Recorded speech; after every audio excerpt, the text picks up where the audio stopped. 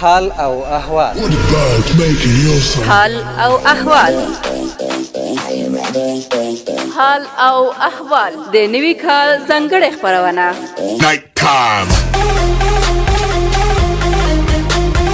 په دې خپرونه کې د مسافرو حال اخلو. که مسافر یاست نو برخه را سره واخلئ. ډېر مسافرین لرونې اسناد اخیستی خوشحالي خپل ملک ته ورسوي چې دلته مجبور یا خوب وکړي چې نو ستړی ستومانه یې یا دا چې کار ته لاړ شي.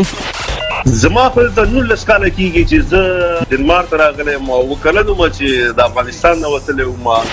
د وطن یا د هیوادوال قدر د معلومي سړی په خارج وطن کې نو دلته هر افغان چې ویني د ورور دوست او حتی اکثر ما نه پېژندل خو یو بل ته غاړې ورکولې.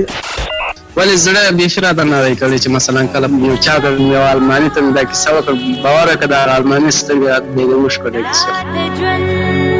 سخت سزا د غریب مشي. حال او احوال دا خپرونه د نوي کال ماښام 8 بجې